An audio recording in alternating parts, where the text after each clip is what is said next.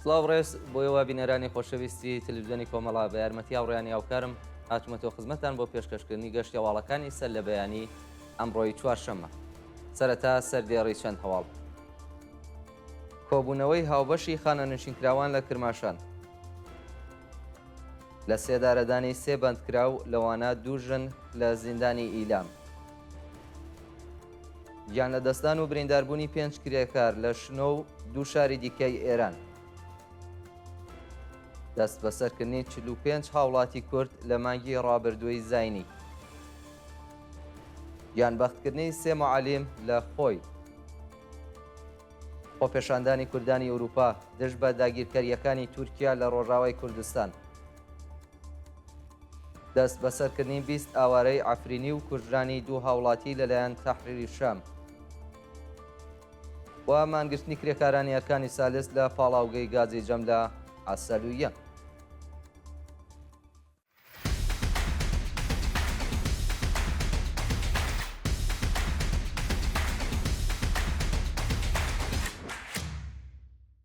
درێژەی هەواڵەکان.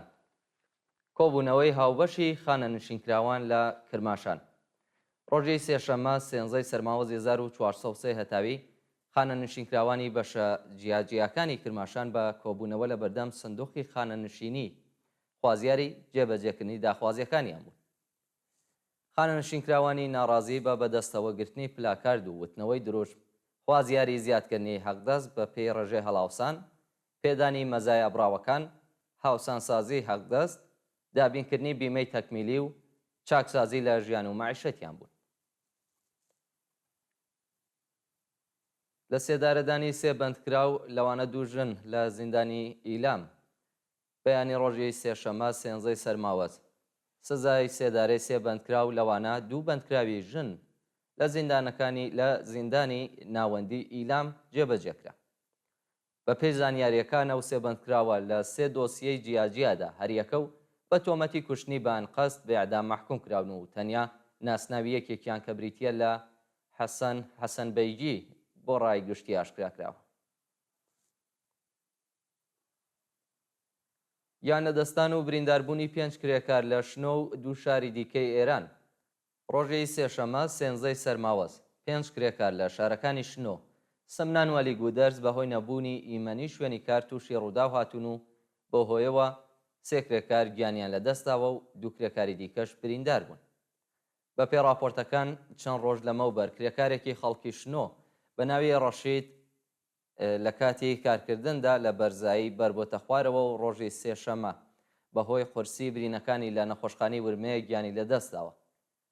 لە ڕووداوی دووهەمدا سێ کرێکاری شاغڵ لە کارخانەی فولادی سورخەی سمنان بەهۆی بەرکەوتنی جاستەیان لەگەڵ ئاسنی تواو بە سەختی بریندار و ڕەوانەی نەخۆشخانە کراون، بەڵام یەکێکیان بەهۆی قورسی برینەکانی گیانی لەدەستداوە. لە ڕووداوی سێهەمدا جوتیارێکی خەڵکی ئەلیگودەرز لە کاتی کۆکردنەوەی چەوەندەر کەوتۆتە نێو ئامێرێکی کەشاوەردی و گیانی لەدەستداوە. دەست بەسەرکردنی 45 هاوڵاتی کورد لە مانگی ڕابردووی زاینیدا. بە پێی ئاماری ڕێکخراوەکانی مافی مرۆڤ لە مانگی ڕابردووی زاینیدا بەلانی کەم 150 هاوڵاتی لە سەراسەری ئێران دەست بەسەرکراون کە 45 کەسیان کورد بوون. بە پێم راپۆرتە لە مانگی نۆوەمبردا جیا لە 45 هاوڵاتی کورد، 26 هاوڵاتی بەلوچ، 16 چالاکی ژن، 10 هاوڵاتی ئازەری، 4 شارۆمەندی بەهایی، 3 منداڵ و 2 نەوباوەڕی مەسیحی لەلایەن هێزانیەکانی ڕەژیمەوە دەست بەسەرکراون. بە پێی ئەو ئامارە 62% کۆی گشتی دەست بەسەرکراوان کورد و خەڵکی شارەکانی سنە، ورمێ، کرماشان و خوڕاسانی ڕەزەوی بوون. گیانبەختکردنی سێ معلم لە شاری خۆی. ڕۆژی سێشەممە سێنزەی سەرماوەزی 1403 هەتاوی سێ معلم لە جادەی خۆی بۆ قوتور بەهۆی ڕووداوی هاتوچوو گیانیان لەدەستداوە. بە پێی زانیاریەکان سێ معلمی دڵسۆز بە ناوەکانی مەجید جەوادلو، مێهرداد عالی شانی مقدەم و سەید حەمید حسێنی کە بۆ وانەوتنەوە لە یەکێک لە قوتابخانەکانی شارۆچکەی قوتور بەڕێکەوتبوون، لە نێوان ڕێگای خۆی بۆ ئەو شارۆچکەیە تووشی ڕووداوی هاتوچۆ بوون و هەرسێکیان گیانیان بەخت کرد. خۆپێشاندانی کوردانی ئەوروپا دژ بە داگیرکاریەکانی تورکیا لە ڕۆژاوای کوردستان. ڕۆژی سێشەمە هەزاران کوردی دانیشتووی وڵاتانی ئوروپایی دژ بە هێرشەکانی دەوڵەتی تورکیا و گروپە ئیسلامگەرەکانی سەر بۆ وڵاتە بۆ سەر ڕۆژاوای کوردستان. ڕۆژانە سەر شەقام و خۆپێشاندانیان کرد. بەپێی ئەو وێنە ویدیوانەی بەدەستمان گەیشتووە، کوردانی شۆڕژگەر و ئازادیخواز لە شارەکانی مالمۆ، ستۆکهۆلم، گۆتنبێرگی سوێد، لیماسۆلی قوبرس، مانهایم، دارمشتات، کۆڵن و فرانکفۆرتی ئاڵمان، بلینزۆنانی سوئیس، ئارنهێم و ئامستەردامی هۆلەند بە وتنەوەی دروشمەکانی بژی یەپەگە و یەپەژە بژی بەرخۆدانی ڕۆژاوە ڕژاونەتە سەر شەقام و خوازیاری ڕاگررتنی دەستبەجێی شەڕ و کۆتایهێنان بە ژێنۆسایدی گەلی کورد بوون. ناڕازیان داوایان لە کۆمەلگای جیهانی کرد بێدەنگیان لە بەرامبەر جەنایەتەکانی دەوڵەتی تورکیا بشکێن و ڕێگە لە کۆمەڵکوژی خەڵکی ڕۆژاوای کوردستان بگرن. دەست بەسەرکردنی 20 ئاوارەی عەفرینی و کوژرانی دوو هاوڵاتی لەلایەن گروپی تەحریرالشام. بەپێی ڕاگەیاندنی خۆبەڕێوەبەرایەتی ڕۆژاوای کوردستان تێروریستانی سەر بە دەوڵەتی تورک 20 ئاوارەی فەلەستینیان ڕفاندووە و چەکدارانی تەحریرالشام دایک و کچێکی کوردی خەڵکی حەلەبیان کوشتووە. ڕۆژی سێشەمە 13 سەرماوەست تێرۆریستانی سەر بە تورکیا بۆ جارێکی دیکە هێرشیان کردە سەر دانیشتوانی گەڕاکەکانی شێخ مەقسوود و ئەشرەفیە و پاش شەڕێکی قۆرس ناچار بە پاشەکشە بوون. لە ئاکامی تەقەی نیشانەشکێنەکانی تەحریرالشام دایک و کچێکی کورد گیانیان بەخت کرد و چەند کەس بریندار بوون. لەلایەکی دیکەوە تێرۆریستانی سەر بە ئەرتەشی ئازادی سووریا 20 ئاوارەی عەفرینیان لە جادەی حەلەب بۆ ڕەقە دەست بەسەر و بۆ شوێنێکی نادیار گواستۆتەوە. مانگرتنی کرێکارانی ئەرکان سالس لە پاڵاوگەی گازی جەم لە عەسەلویە. ڕۆژی سێشەمە 13 سەرماوەست کرێکارانی ئەرکان سالسی شاغڵ لە پاڵاوگەی گازی جەم لە عەسەلویە بۆ جارێکی دیکە دژ بە جێبەجێنەکردنی داخوازیەکانیان دەستیان لە کار کێشاوەتەوە و مانیان گرت. کرێکارانی ئەرکان سالس لە کۆبوونەوەکەیان داخوازیاری زیادکردنی ئاستی حەقدەست بە پێی ڕێژەی هەڵاوسان، وەلانانی جیاوازی، دابینکردنی بیمەی دەرمانی، تەزمینی ئەمنیەتی پیشەیی، وەلانانی پەیمانکار، بەڕێوەچوونی یاسای 14 ڕۆژکار 14 ڕۆژ پشودان، گۆڕانی دۆخی پیشەیی، هاوسانسازی حەقدەست بەکردەوە دەرهاتنی گەڵاڵەی ڕیزبەندی، دابینکردنی ئیمکاناتی ڕفاهی و هەروەها ڕوونکردنەوەی دۆخی پیشەیی شۆفێران بوون. کۆبوونەوەی بنەماڵەی کەمەندامان لە مەشهەد.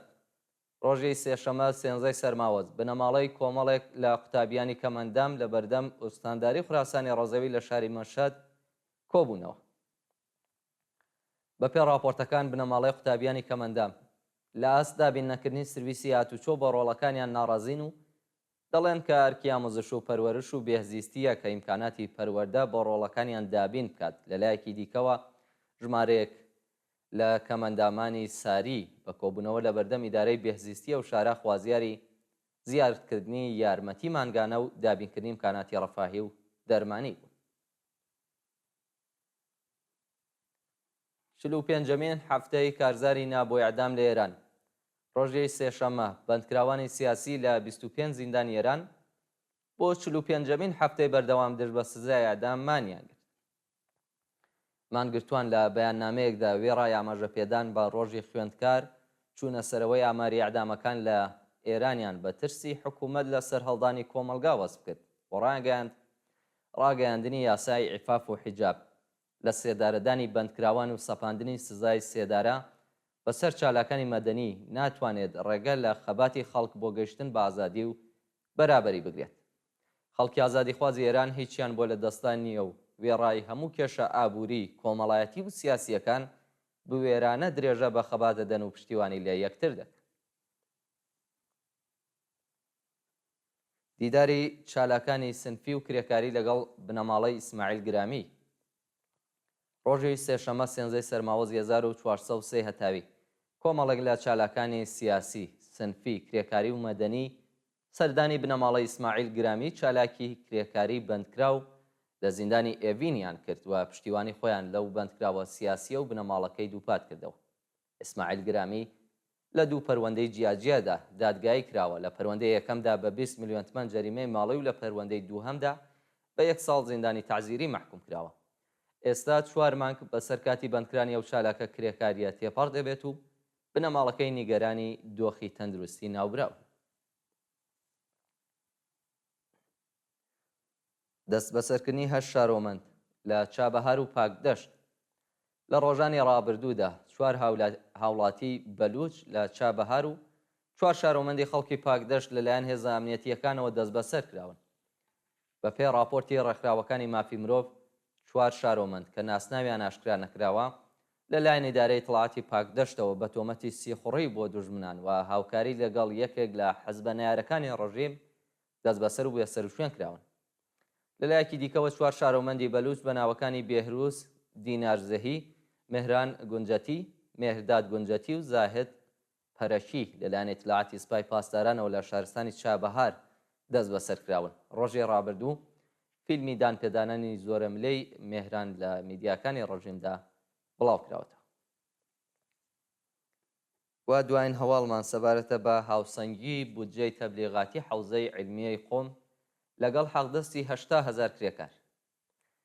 پێشینەوەکانی ناوەندی ئاماری ئێران نیشانی داوە کە دەفتەری تەبلیغاتی حەوزەی عیلمیەی قۆم لە یەکدەیەی ڕابردوودا زیاتر لە 2500 ملیۆن تمەن بووە کە بەرامبەر لەگەڵ حەقدەستی ساڵانەی 800,000 کرێکارە.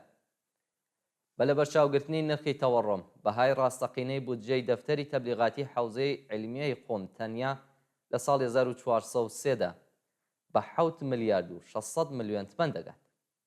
دەوڵەتی کۆنەپەرستی کۆماری ئیسلامی لە بودجەی ساڵی 1403دا بڕی 830 میلیارد تمەن پارەی بە ناوەندی جەهلیەی قۆم داوە. بەسەرنجان بەلانی کەمی حەقدەستی مانگانەی کرێکاران کە 9 ملیۆن و 303,000 تمەنە بودجەی ناوەندی بڵاوکردنی خوڕافە و گەندەڵی ڕژیم لە قۆم لەگەڵ حەقدەستی ساڵانەی 800,000 کرێکار بەرابەری دەکات. بەڵێ بینەرانی خۆشەویست گەشتی هەواڵەکانی ئەمڕۆتان پێشکەش کرا کات و ساتێکی خۆش بۆ هەموولایەن.